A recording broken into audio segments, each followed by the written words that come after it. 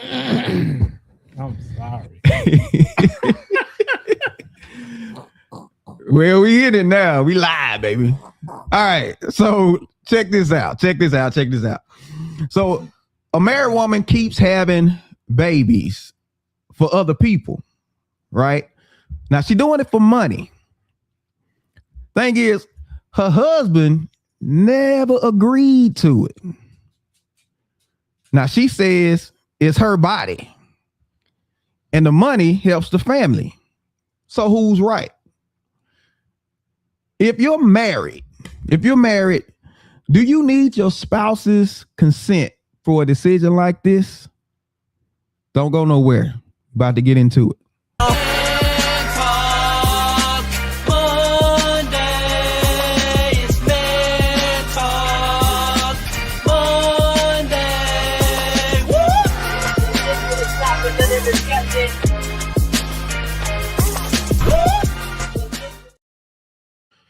Hey, what's up, everybody? Welcome back to Man Talk Mondays. I am Derek, the Thought Engineer, and I'm here with my man, comedian John Yogi. What's going on with you, man? You good? I'm good, man. Yeah, man, I'm good. This should be a hot one tonight, though. Looking forward to it. All right, let's get into it. We're talking about tonight when bodily autonomy meets marriage covenant. When bodily autonomy meets marriage covenant. Tonight's not going to be an easy one. We're going to just admit that right now. And I already know somebody going to be in the comment section, and it's probably going to be split down the middle about who is right about what.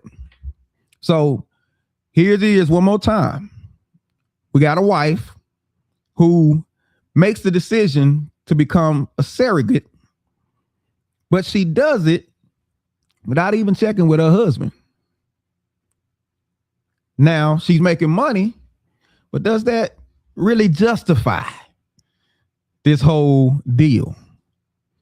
So tonight we want to ask, we're asking a bigger question. When you get married, does your body stop being just yours? When you get married, does your body stop being just yours? Right? So before we get into any scripture or any money or consent or anything like that, we want to lay out exactly what happened, right? We want to give you the background, give you the backstory. All right. So I'm coming to you before we get into the right or wrong anything. Let's talk about the facts. Okay, the facts. So what exactly happened in this situation? Okay, the fact was, I want to say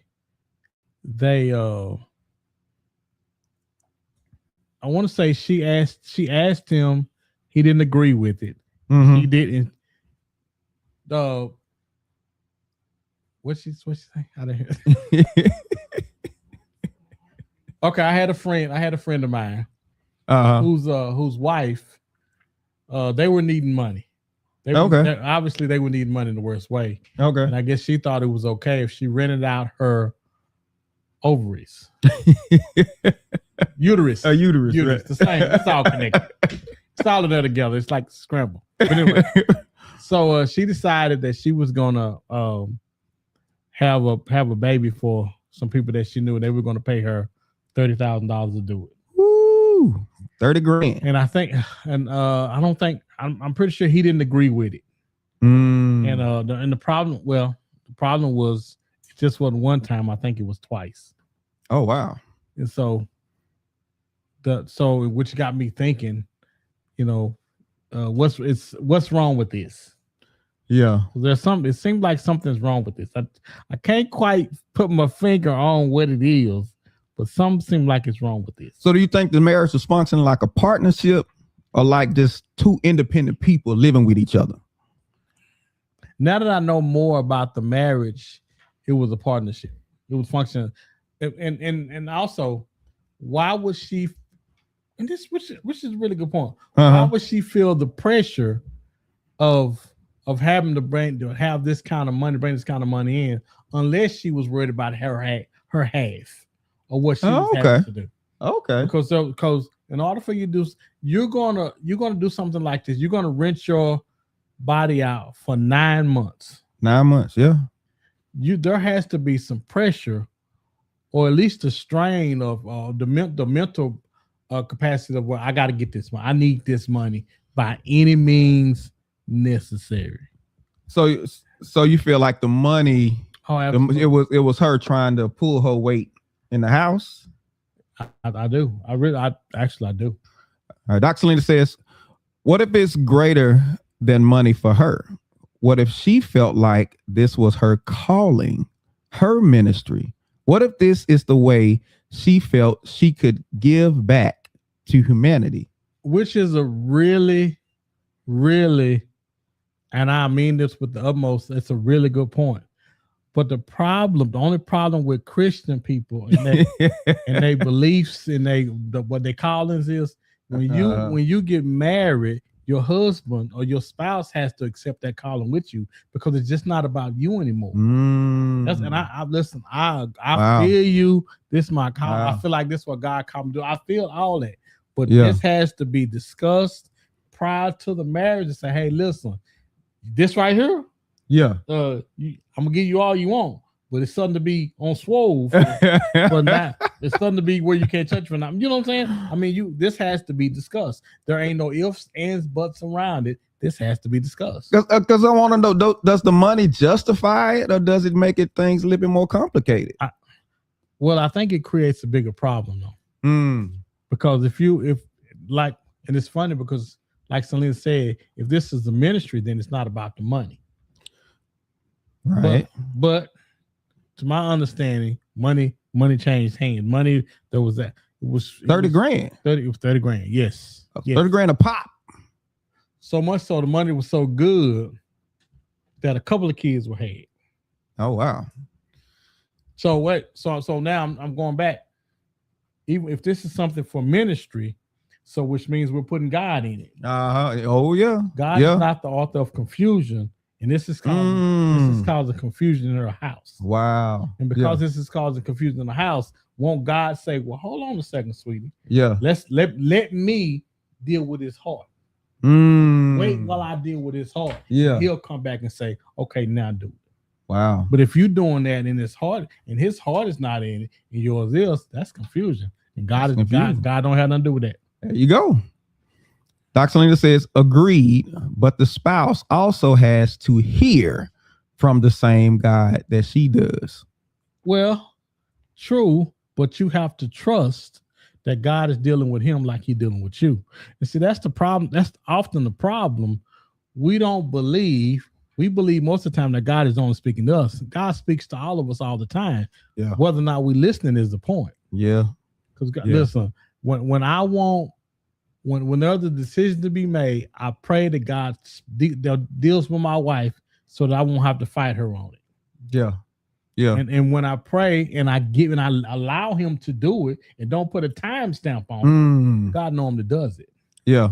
So I remember a story where young girl got pregnant and God had to go to the husband or the husband to be and be like, hey, hold on. This what's going on? This is from me. Because this is from me. So because there's nothing that she could have said that was going to make him believe that it was from God. Wow. I'm simply saying with stuff like this, we don't put God in all that we should be putting him in, because he need to be at the center of this. If this is a ministry, God needs to be at the center of it. Let me not to confuse you. I know a friend of mine that have been with some women, and they were so good at what they were doing, you thought it was a ministry.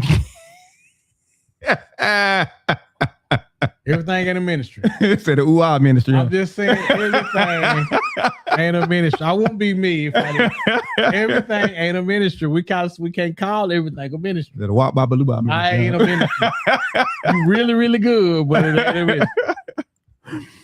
All right, so here's where it get a little uncomfortable, especially people listening. It's going to get a little uncomfortable now. So, does my body, my choice still apply the same way inside a marriage? It should apply, and y'all can answer this question too. It should apply, but I think the problem with most marriages is whatever the person that don't agree with, don't want to do, doesn't be done. It's not going to be done. Oh wow. I know how things should be, but I'm trying to keep, if I can keep it a buck with you. Yeah. If they don't want to do it, they're not going to do it. Okay. Well, if they want to do it, they just gonna go ahead. They're gonna go ahead and do it. You can't make nobody. All you can do is say, well, if you do this, there's gonna be consequences. Okay. So, but when it comes to marriage, does it create a shared authority just over major, especially a major bodily decision like that? Is that authority should that be shared? But you know why people don't want to why a man wouldn't want his wife doing that? You know why he would want? Because every time somebody see his wife, she pregnant. Oh, and then he gets the questions. Oh, what are y'all having? Which child is this? And you gotta explain to him this ain't mine. Yeah, that could be that could be bad. Absolutely, that could be bad because people are nosy. People are nosy, especially when it comes to and nobody wants to have to explain why your wife doing what she's doing. Because if we put two and two together, we're gonna know. Oh, shit, they doing that. They must need that money. There's no bigger or better way to say it than that. And people don't want you in their business like that. So, I mean, if people don't want you in their business, I mean, why do something that would attract attention like that? Unless it's your ministry. That old ministry, huh? I'm just saying, listen, man. And you're absolutely right. If you feel like, and which is a really good point, and I'm making fun of it, but it's a really good point. People, I do believe there are people that are meant to do that for other people because it's needed. Yeah. Okay, and because it's needed, I do believe, but I just believe that it has to be a God ordained thing. I just can't believe that if you married, I believe and I also believe it's for single people. Oh.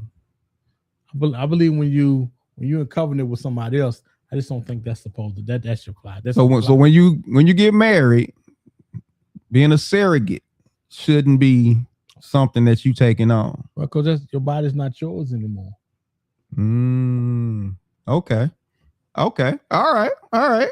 So at what point does my body become our marriage?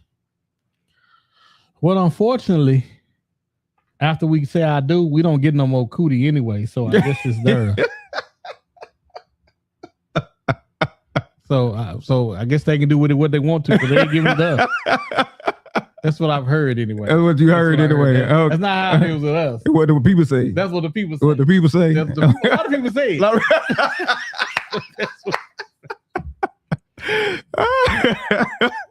We'll see if anybody caught it. But so if a wife can make this call by herself, if she can make it by herself, then what else can she make by herself? Now you're opening up the door to a plethora of things that they will know. There are certain things in marriage, most major things in marriages, they should be discussed and agreed upon. Most major stuff. Babies carrying mine or somebody else's, major. Need to be discussed. Yeah. You know, am I tripping? Tell me I'm wrong. No.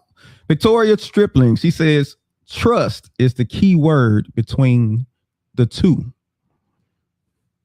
She said, no.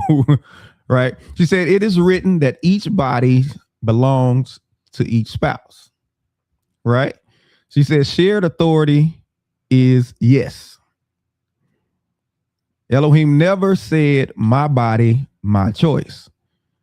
Men, please make it clear in accordance with the written word. You got to trust Elohim for seed. Okay, she laughing. So she basically saying, you based on the word, you got it. Okay, and listen. But the problem is when we doing relationships, we don't base it on the word. We say we're gonna base it on the word. When we get to the altar, we tell them, yes, I do. And then once it comes time for the marriage, we don't. Yeah. So and because again, this should, I believe in the marriage instance, this should never come up. Wow. I saw a video, it was a while back, where the wife, now her and her husband, they had several kids, but her sister couldn't have kids, and she made the decision by herself she said, I'm gonna carry a baby for my sister. And he was like, because she said that she announced this to the family. He was like, hey, hold up. We ain't talking about this. What you doing? He's like, no, you ain't doing it. And that's the real, because that is not your choice to do. That has to be our choice to do. Wow. Okay. Your ass is mine. And whatever you want to do with it, I need to sign off on. You need to sign off on it. Right. Somebody make me understand if I'm wrong. 2-person authorization for it. I got to sign off on it. Yeah. So let's talk about what the Bible says. Victoria kind of mentioned it, right? Let's go to the text, right? Because everybody's got an opinion, right? But let's see what the word says. Victoria says, hey, my king, the brother Derek, this is Victor. Hey, what's going on, Victor? All right. So 1 Corinthians 7:4 is where it's talking right there. 1 Corinthians 7:4, it says, the wife does not have authority over her own body, but the husband does. And likewise, the husband does not have authority over his own body, but the wife does. So what does the wife does not have authority over her own body? What does that actually mean in real life? I just think it means that the husband needs to be considered with anything that has to do with her body. So that mutual consideration and vice versa. Okay, because the text is in a part where it's really talking about sex. It's really what it's talking about, sex and marriage. Yes. And Paul was like, listen, don't be holding out on your people, right? That's not even talking about that. Let's not even go there. Go back and read 1 Corinthians, right? But this is what it said. But that's what he's talking about. So we're not talking about just a whole lot of other stuff. And you can kind of, weigh this against other things like money and stuff like that. But specifically in the text, he was talking about like sex in this particular point, right? He says, the woman doesn't have authority over her own body, but the husband does, and vice versa. So if we're talking about sex, yeah, are you carrying somebody else's child? Yes. Is that going to affect your sex? Oh yeah. Yeah. No. Well, but if you got that belly sticking up, I can't. He got a maneuver. All right. See what Dr. Salita says. Dr. Salita says, God gives seed, but he also gives science. So whether you use a surrogate, your husband's seed, or whatever, I believe as a believer, you should have a relationship with God and your spouse to make the best decision for y'all. So it didn't work out too good for Sarah. Sarah got a surrogate, but she went against what God said, and that thing didn't work out too well for her because it's not supposed to. Yeah. God made her a promise, but she tried to figure it out. And, it must be gonna happen this way. And I think, and Abraham was like, "Girl, what you okay?" Going back to the money aspect of it, if God is trying to get you to have faith, and He'll deliver you, and you say, "Well, no, I don't even have to bend over. I can do this and get this money." Right. And you do it twice. You do it twice, and He let you know the first time that He didn't like it. You turn around and did it again. Now, just because he just because he was spending some of the money, don't mean he agreed with it. It just means he needed some of the money at the time. Okay. So he ain't buying no Jordans and nothing. He bought something. He bought something, right? All right. Victoria said it means she can do what she pleases with her body. She can't do what she pleases with her body. She has to be in agreement with her spouse, but to deprive him is not acceptable to Elohim.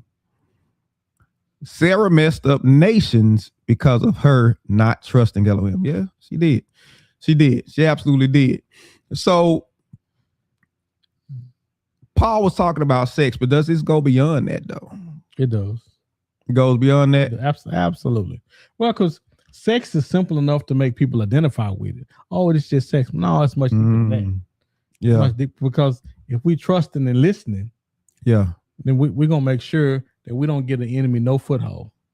Okay. So does this verse support mutual responsibility or more ownership language? I think mutual responsibility would be better. I think that's the better way to put it for women, because everybody wants a certain amount of responsibility until it's time to be responsible. Boy. Yeah, everybody ain't signing up for responsibility. No, not that part. No, it's not signing up for it. So how do you explain this without turning marriage into control then? Because a lot of people use that as a point of control. God said you supposed to give to me whenever I want it. Well, it's funny, and I hate to say it like this, but we don't understand what we're entering in. Maybe if we understood more what we were entering into before we got married, we wouldn't. Because the word control would never come up, because it should be I want to. Yeah, it should be I want to make sure that he or she has from me whatever they need and whatever I can give them. And if the word control comes up, which means somebody not doing what they're supposed to do, and now somebody's threatening to make them, or the idea is now I got to make you. So, sound like you're talking about mutual consideration to the point to where you will even inconvenience yourself for the sake of that person being okay. Listen, it ain't gonna be that long. It take you longer to argue and fuss and fight with him than he gonna be. He gonna jump up there, pap, and he gonna roll over and go to sleep. It ain't gonna be long. It take long. It's the spirit of it to me. If you what you fussing about, you know him. You know what to do. Touch that, hit that, do that, and you know what to do. I don't understand. It's the spirit of it to me. It's the spirit of it. It's you know how you know it's the spirit of it? When the word control comes in. The word, wait a minute, word control comes from in marriage unless you feel like somebody trying to make you do something that you don't want to do. Wow. They don't come up in marriage. Let me tell you something. Let me tell you how often I do something I don't want to do in marriage. Every day. Every day. I do it every day. Yeah, every day. That's called marriage. It's called marriage. The honeydew list would never get done if I did what I want to do. Oh, it would never get done. Not the honeydew. It would never get done. Not the honeydew. That's what being married is about. It's considering her and hoping and praying that she considering me the same way.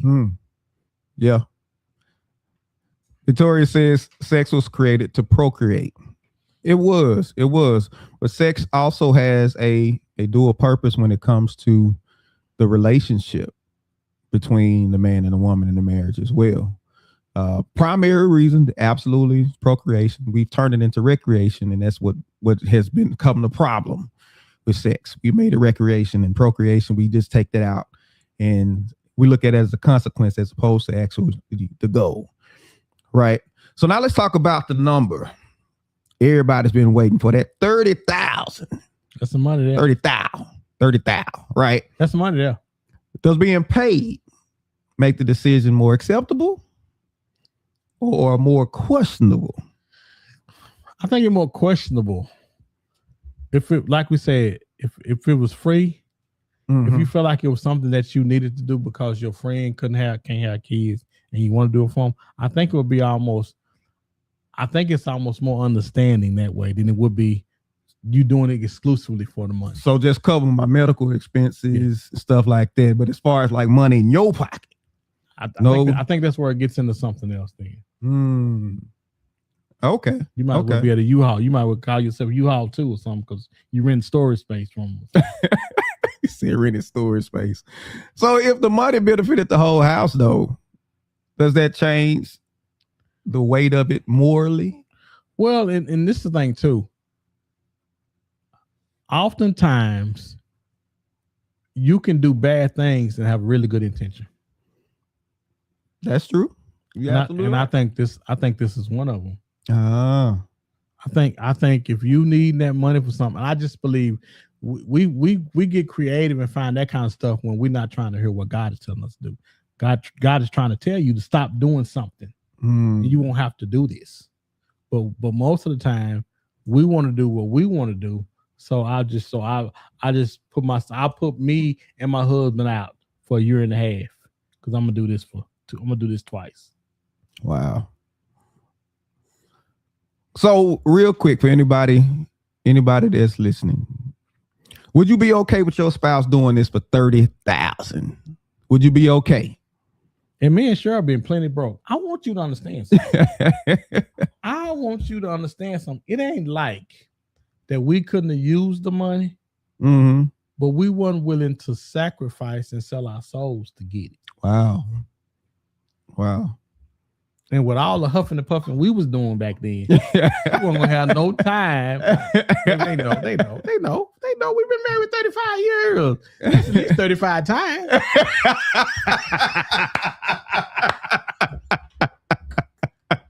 Birthday to Christmas. We're 70.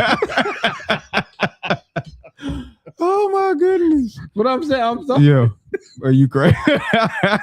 But I'm simply saying, man, we have really been broke and have never considered it.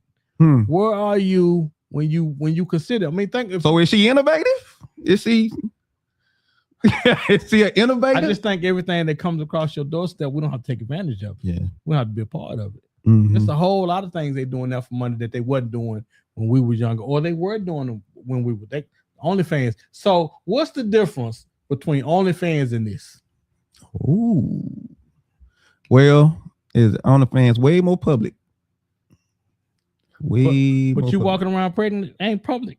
It's public. You can't hide pregnancy. No, you can't hide pregnancy, but you can't go back and rewind it. And but they remember the guy. I think it was a sports guy. His wife put her OnlyFans back up because she said they needed the money. Really good intention. She doing it to save the house.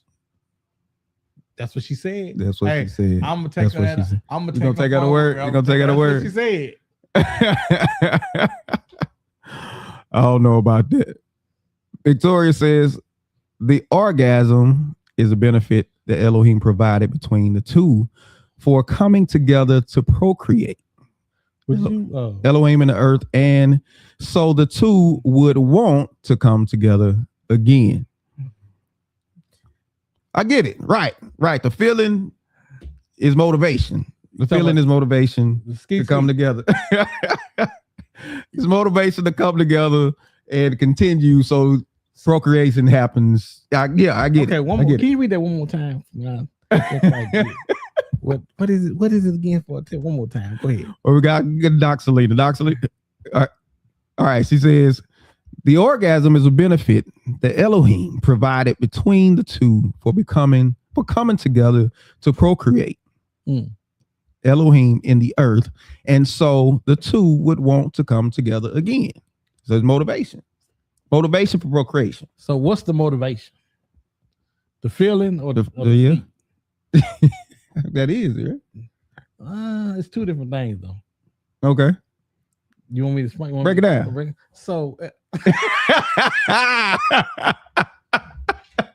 go on, man. Break down, we wait.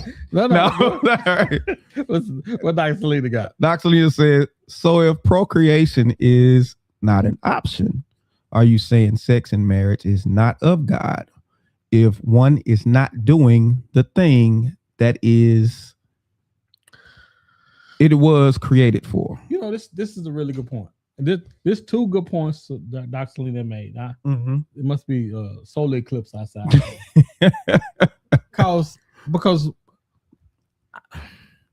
Because men don't just want sex, men need sex. So, but what if we aren't using sex to procreate? Does that mean now that whoa, the sex was meant to procreate, and if we're not procreating, now you just want to have sex. You don't need it now. You just want to have sex. Well, no, we need it. Even if we're not procreating with it. The procreation is not. That jungle juice have to get out there. Whether it's in the jungle. Y'all ain't drinking jungle juice no more. They ain't drinking. They still make. I don't think they still make jungle juice. They need to put it back on the market. No, they don't. No, they don't.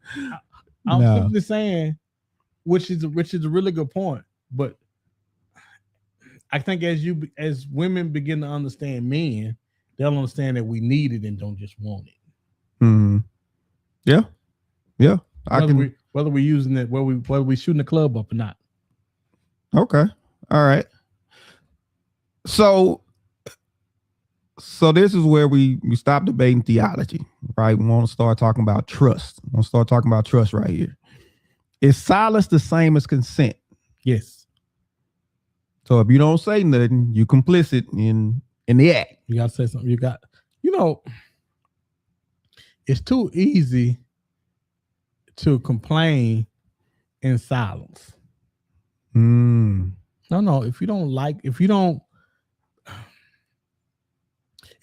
the way somebody's treating you or what they're doing, you have to say something about it. If you don't agree with something, especially in a marriage, but listen, that decision only gets worse. Decisions don't normally get better when you're quiet. They only get worse. People generally do more when you're quiet. Oh, yeah. You ain't got nothing to say about it? Bet. Yeah. Yeah. Now you got to say something. Does a spouse have to be do they have to agree explicitly before that major reproductive decision like that? Or do they just have to be informed? They need to agree. Well, because I got to walk around the house. I got to see the results of the decision that you made. Mm-hmm. Now, if I see you, I want to at least know that I agreed to this because I got to see this for the next 9 months. Yeah. And if I don't agree with it, now you're finna give me something to complain about. When you're talking about how your feet hurt, and your back hurt, and your side hurt, can I go get you some church's chicken? Oh, do you have to participate in the pregnancy? You think they're gonna be pregnant by themselves without you? And they gonna treat you like you the one got them pregnant. I think that adds a little different shade to this whole thing. They can't be pregnant by themselves if you don't. No, you're right. Yeah. I'm just saying. I think it should be call them people and tell them to bring you some chicken. I think it needs to be agreed upon, man. I know it doesn't seem fair, but I think all that type of stuff need to be agreed upon. Okay, I can see that. Can one partner invoke autonomy while ignoring the covenant? Can they pull my body, my choice, and still honor the covenant at the same time? No, you can't do both. It's either one or the other. It's one or the other. Oh man, it's either God or not. You can't sprinkle God on like you do your eggs and salt. Like you do your eggs. No, either in it or you're not. You in it or you're not. And most of the time when we put God in it, he gonna be all the way in it. So that's gonna make you change how you make your decisions anyway. Oh man,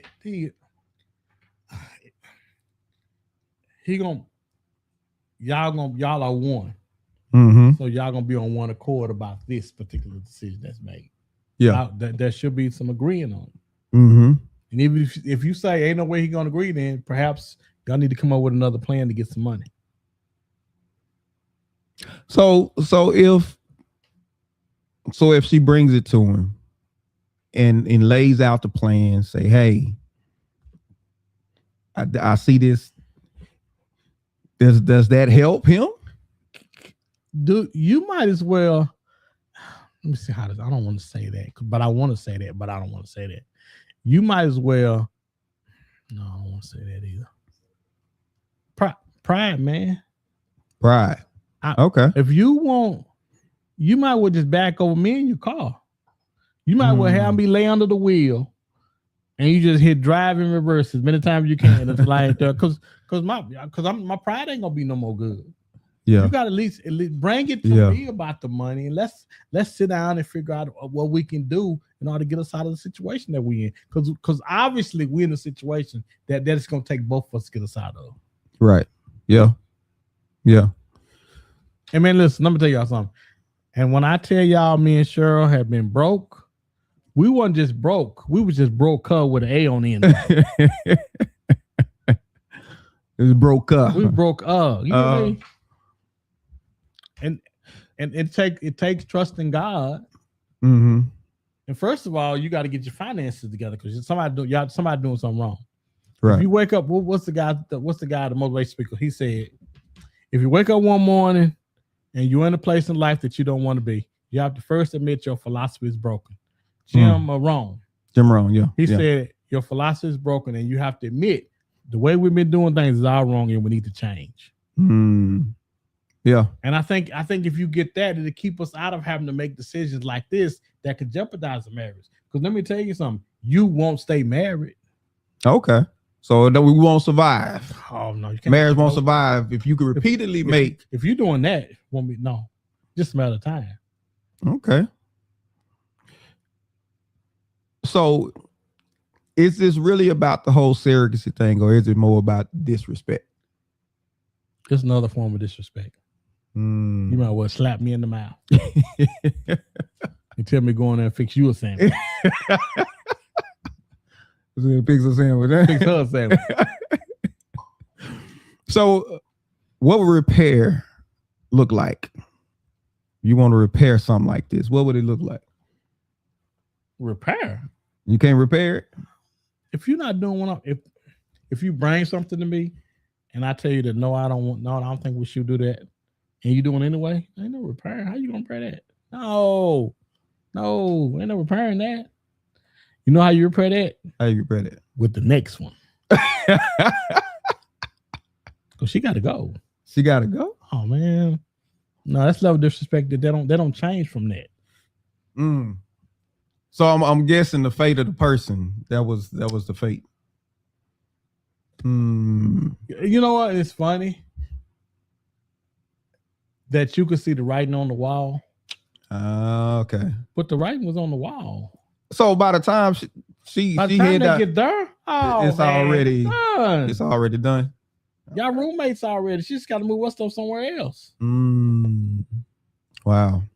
Y'all don't have to believe me. I want y'all to pull statistics on this and see, because y'all don't have to believe me. When body autonomy meets marriage covenant. When body autonomy meets marriage covenant. All right. Well, so what you wanna leave the people with? I said what I had said. Yes. All right. My final thought for this evening is marriage is not only a partnership, it's a covenant. It's a covenant between you and Christ Christ has specific things that he wants us to do in that marriage that are in the Bible. And I might reckon that you dust that thing off and look in there and see what's in there. Because there's some stuff that you're going to need to know about your partnership and your covenant in marriage. That's my final thought. And I would have to agree. This is not about a bad wife or a controlling husband. It's about truly understanding the true cost of marriage. When you sign up for marriage, you're not losing yourself. You're making the agreement to be part of something or contribute to something even bigger than yourself. And that's really what the whole covenant thing is about. So if something like this, if it did make you uncomfortable, then that's just part of the stretching process, because that's what oneness is about. Oneness will stretch you. It will absolutely stretch you. And that's my final thought. I think the misconception is we think that everything is going to be agreed upon. It's not agreed upon, but there's a trust in that God got it. Right. And if we put God in it, and ultimately we want to do what he wants us to do anyway. True. Well, good people, we appreciate you joining us tonight for this conversation. Thank you. And we'll be back next time. So come back and see us. Like, share, and subscribe. Do all that good stuff. We'll catch y'all next time. Peace out.